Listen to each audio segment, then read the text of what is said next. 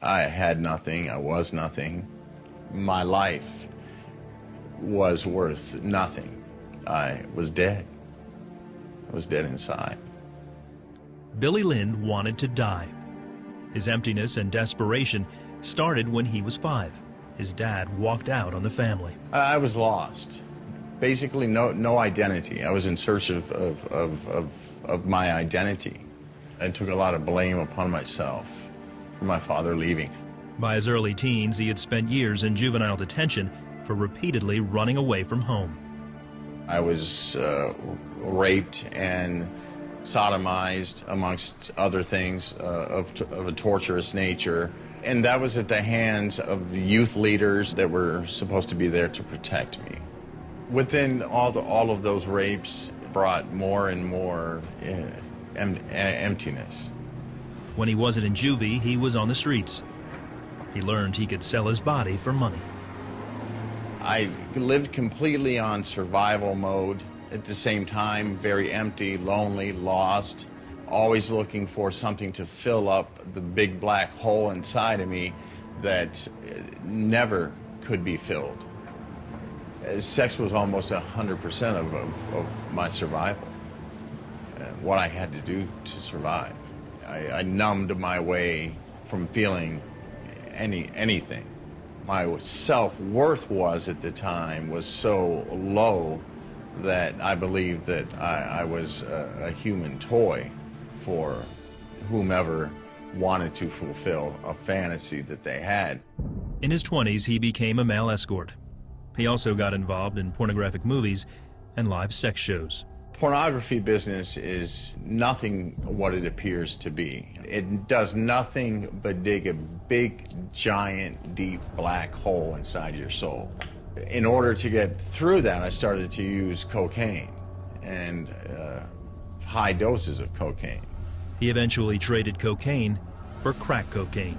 The first blast I did made me feel like I was the engine of the fastest train in the world. But each blast after that, I went back a car to eventually years later, I was the caboose. But in my mind, in the insanity of the drug and the addiction, I believed if I got a better hit off the pipe, if I just got some better dope, I can become the engine all over again. And that never happened. Billy spent his days and nights in his closet, smoking crack and abusing his body.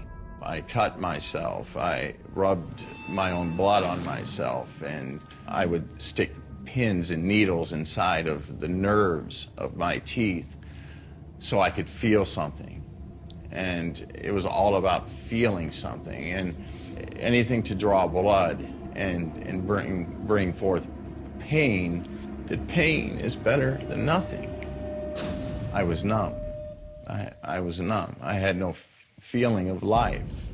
He lived in his closet for 10 years, only coming out to sell his body for money to buy more crack.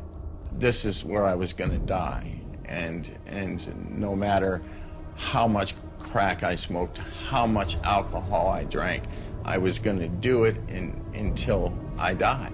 Nothing worked as far as suicide went, so I had made up my mind that I was going to just get a gun and put it in my mouth and pull the trigger, and I knew that would work. But before he could pull the trigger, he saw something that stopped him cold. I had stopped looking at myself in the mirror because of such shame and guilt a long time ago. And I happened to get a glimpse of myself in the mirror, and I couldn't see my eyes. And it did something to me. In sheer desperation, I said, God, if you're real, you gotta save me right now, because I can't feel, and in 1.2 seconds, I'm gonna pull this trigger, and I'm going to die. That's when I felt the Spirit of God, and His right hand reached down inside of my soul and my heart and touched me.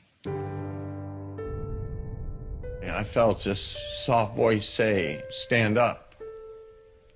And I stood up and I looked in the mirror, and I could see my eyes again, and I could see color in my eyes. I could see color in my face. And I saw a light and a ray of hope that was much more powerful than any cocaine, much more powerful than any lust, much more powerful than anything in the world in which I lived. Billy was immediately changed. He cleared out his closet and threw away his drugs. He bought a Bible and spent the next year learning about the God who had saved him. Nobody saved my life but Jesus Christ. Couldn't explain it, didn't understand it, but I knew that God was real.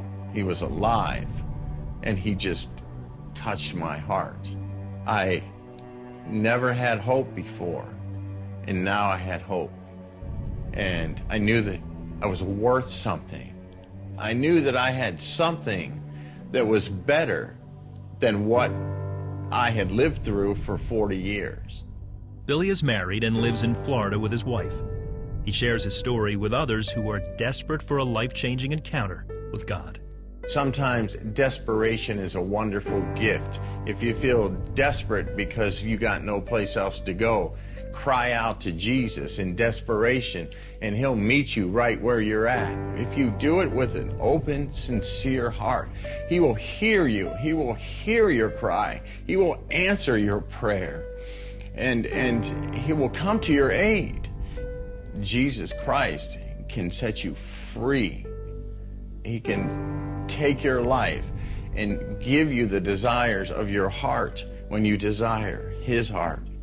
There is nothing impossible for Jesus Christ.